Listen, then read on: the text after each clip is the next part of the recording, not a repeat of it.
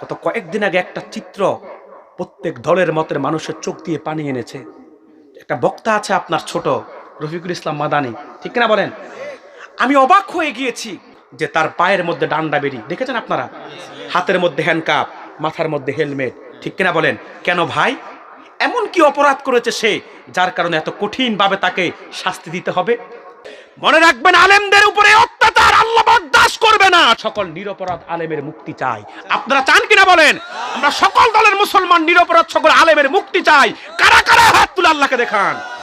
এই দেশ সেই দেশ যে দেশের মানুষ 47-এ দেশ বিভক্তির দাবিতে রক্ত দিয়েছে, ঠিক কিনা বলেন? 52-তে ভাষা আন্দোলনের জন্য রক্ত দিয়েছে, 71-এ রক্তের বিনিময়ে স্বাধীনতার সূর্যকে চিনিয়ে এনেছে, 2006 সালে সাহেব কেবলা ফুলতলির নেতৃত্বে আন্দোলনের বিনিময়ে আরব বিশ্ববিদ্যালয়ের অধিকারকে আদায় করেছে। যদি আরেকবার যদি ইসলামী শিক্ষার জন্য ময়দানে নামতে হয়, অধিকার আদায়ের জন্য আমরা কারা কারা প্রস্তুত আছি? হাত তুলে আল্লাহকে দেখা।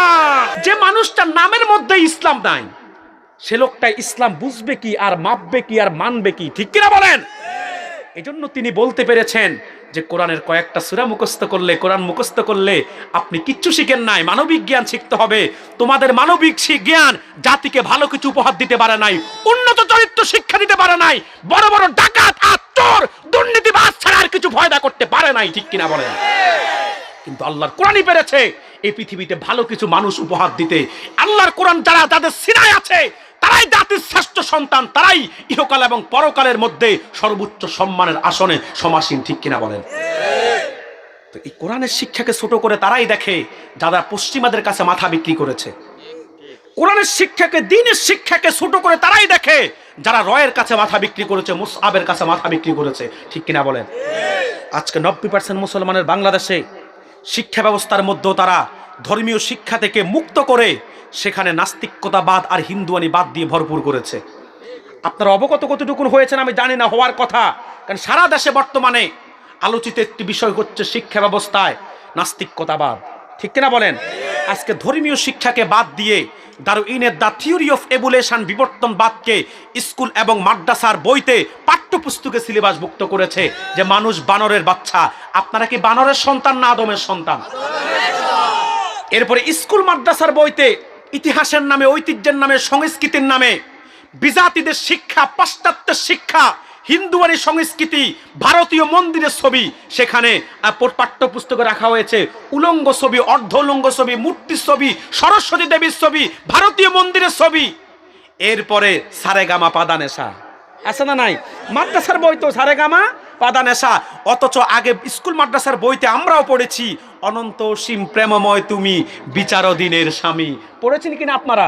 তাহলে আজকে সেই শিক্ষাগুলোকে বাদ দিয়ে, এই শিক্ষানীতি নাস্তিকতা বাদ দিয়ে ভরপুর করে কাদের এজেন্ডা বাস্তবায়ন করতে চান?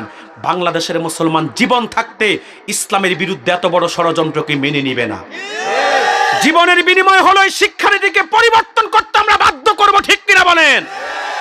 তবে আমরা আমাদের মাননীয় প্রধানমন্ত্রীর প্রতি আমাদের আস্থা আছে, বিশ্বাস আছে। তিনি বুদ্ধিমান মানুষ, তিনি কোনো দাঙ্গা হাঙ্গামা চাইবেন। আমাদের বিশ্বাস মাননীয় প্রধানমন্ত্রী অচিরেই সেটাকে তিনি পরিবর্তন করবেন। কারণ বিগত কালেও যখনই কোনো স্পর্শকাতর বিষয় নিয়ে আলেমরা মাঠে নেমেছে, মাননীয় প্রধানমন্ত্রী আলেমদের দাবিকে পূরণ করেছে। আমরা আবারও বিশ্বাস করি ইসলাম বিদ্বেষী যে শিক্ষা ব্যবস্থা সেটা তিনি দেখবেন এবং দ্রুত সেটাকে পরিবর্তন করবেন, ঠিক কিনা বলেন? তবে যদি না করা হয়, সোজা আঙ্গুলে ঘি না উঠলে আঙ্গুল বাঁকা করে কিভাবে ঘি তুলতে হয় সেটাও আমাদের জানা আছে। এই দেশ সেই দেশ যে দেশের মানুষ 47-এ দেশ বিভক্তির দাবিতে রক্ত দিয়েছে, ঠিক কিনা বলেন? 52-তে ভাষা আন্দোলনের জন্য রক্ত দিয়েছে, 71-এ রক্তের বিনিময়ে স্বাধীনতার সূর্যকে চিনিয়ে এনেছে, 2006 সালে সাহেব কেবলা ফুলতলির নেতৃত্বে আন্দোলনের বিনিময়ে আরব বিশ্ববিদ্যালয়ের অধিকারকে আদায় করেছে। যদি আরেকবার যদি ইসলামী শিক্ষার জন্য ময়দানে নামতে হয়, অধিকার আদায়ের জন্য আমরা কারা কারা প্রস্তুত আছি? হাত তুলে আল্লাহকে দেখা।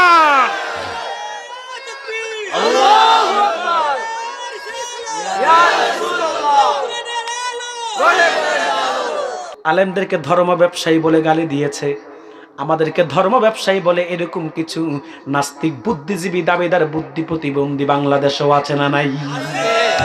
ওই যে শাহরিয়ার কবির, মুনতাসির মামুন, নিজুম মজুমদার, আপনাদের সিলেটে একটা আছে জাফর ইকবাল, ঠিক কিনা বলেন? এই যে নাস্তিক যারা, কমিউনিস্ট যারা, লেফটিস্ট, পশ্চিমাদের কাছে মাথা বিক্রি করেছে, পশ্চিমাদের কাছে পারচেজ হয়ে গেছে, এরা দেখবেন আলেমদেরকে গালি দেয় ধর্ম ব্যবসায়ী বলে, আলেমদেরকে গালি দেয় মৌলবাদী বলে, জঙ্গিবাদী বলে, উগ্রবাদী বলে। কোরআনের কথা বললেই আপনাকে বলবে মৌলবাদী, সুন্নাহর কথা বললে বলবে মৌলবাদী, সত্য কথা বললে আপনাকে মৌলবাদী বলবে। এতে আমরা বিচলিত নয়, কারণ এই কোরআনের দাওয়াত দেওয়ার কারণে এদের পূর্বপুরুষ আবু জাহেল, আবু লাহাবরাই আমার নবীকে পাগল বলেছে, জাদুকর বলেছে। তারা বলেছে পাগল, এরা বলে মৌলবাদী, তারা বলেছে জাদুকর, এরা বলে ধর্ম ব্যবসায়ী। এটা তাদের চিরাচরিত স্বভাব, এতে আলেমরা বিচলিত নয়, ঠিক কিনা বলেন? তারা আলেমদেরকে কোরআনের কথাগুলো বলতে দেয় নাই। আলেমদের মাহফিলগুলোতে 144 জারি করেছে। আলেমদের হাতের মধ্যে হ্যান্ডকাপ লাগায়া, পায়ের মধ্যে ডান্ডা বেড়ি লাগায়া আলেমদেরকে যুগের পর যুগ করে জেলখানার মধ্যে পচিয়েছে, ঠিক কিনা বলে? আজকে আমার দেশেও আলেমদেরকে কষ্ট দেওয়া হয়, এমন লোক আছে না নাই? আজকে 7 খুন 8 খুন করে মার্ডার কেসের আসামি পর্যন্ত জামিনে মুক্তি পায়, কিন্তু আলেম মুক্তি পায় না। বড় বড় আসামিরা জেলখানায় হাসতে হাসতে যায়, মেহেদি লাগাইয়া আসে, ঠিক কিনা বলেন? কিন্তু আলেমদের সাথে এমন আচরণ করা হয়, যেটা এমন নিকৃষ্ট আচরণ কোনো ভালো মানুষের পক্ষে করা সম্ভব নয়, ঠিক কিনা বলেন? গত কয়েকদিন আগে একটা চিত্র প্রত্যেক দলের মতের মানুষের চোখ দিয়ে পানি এনেছে। একটা বক্তা আছে আপনার ছোট, রফিকুল ইসলাম মাদানী, ঠিক কিনা বলেন? আমি অবাক হয়ে গিয়েছি, এই মানুষটার সাথে কেমন আচরণ, হোক না সে ভিন্ন মতের, তার সাথে আমার মতের দ্বন্দ্ব থাকতে পারে, মাসলাকগত দিক থেকে সে এক মাসলাকের হতে পারে, আমি আরেক মাসলাকের হতে পারি, মতাদর্শের ভিন্নতা থাকতে পারে তার সাথে আমার, কিন্তু একজন আলেম হয়তো মানবিক দিক বিবেচনা করে আরেকজন আলেমের পক্ষে আপনাকে বলতেই হবে যে তার সাথে এমন নির্মম ব্যবহার করা হচ্ছে, যে তার পায়ের মধ্যে ডান্ডা বেড়ি দেখেছেন আপনারা, হাতের মধ্যে হ্যান্ডকাপ, মাথার মধ্যে হেলমেট, ঠিক কিনা বলেন? কেন ভাই, এমন কি অপরাধ করেছে সে, যার কারণে এত কঠিনভাবে তাকে শাস্তি দিতে হবে? আলেমরা সুস্থ হয়ে যে সুস্থভাবে জেলখানায় যায়, 1 বছর না যেতে তাদের উপর এত অমানবিক অত্যাচার করা হয়, তারা 1 বছর না গেতে অসুস্থ হয়ে যায়, যে মানুষগুলো হাঁটতে পারতে মানুষগুলো হুইল চেয়ারে চড়তে হয়, ঠিক কিনা বলেন? মনে রাখবেন, আলেমদের উপরে অত্যাচার আল্লাহ বরদাস্ত করবে না, ঠিক কিনা বলেন? মজলুমের চোখের পানিতে আপনারা ভেসে যাবেন, কারণ মজলুমের বদদুয়া আল্লাহ তাআলা দ্রুত কবুল করে নেন। এই মজলুমদের এই বদদুয়ার কারণে, আলেমদের চোখের পানির কারণে এমন গজবের সম্মুখীন হতে হবে যে গজব সামাল দেওয়া আপনাদের পক্ষে সম্ভব হবে না, ঠিক কিনা বলেন? আমরা সকল দলের সকল মতের লোকরাই চাই আলেমদের সাথে যেন এই অমানবিক এই ব্যবহার না হয়, এই অমানবিক আচরণ যেন না করা হয়। অপরাধ যদি কেউ করে থাকে, তার অপরাধের শাস্তি সে পাবে, কিন্তু শাস্তির একটা মাত্রা আছে, ঠিক কিনা বলেন? এই অমানবিক কার্যক্রম যেটা জাহিলি যোগ্য হার মানাচ্ছে, ঠিক কিনা বলেন? তো যে কথা বলছিলাম, এদের বিপদ কবরে গেলে আছে না নাই? আছে না নাই? তবে আমরা সকল নিরপরাধ আলেমের মুক্তি চাই, ঠিক কিনা বলেন? হোক সে ভিন্ন মাসলাকের, আমার সাথে তার সাথে মাযহাবের ভিন্নতা থাকতে পারে, মাসলাকের ভিন্নতা থাকতে পারে, কিন্তু এরপরও আমরা সকল নিরপরাধ আলেমের মুক্তি চাই। আপনারা চান কিনা বলেন? আমরা সকল দলের মুসলমান নিরপরাধ সকল আলেমের মুক্তি চাই। কারা কারা হাত তুলে আল্লাহকে দেখান।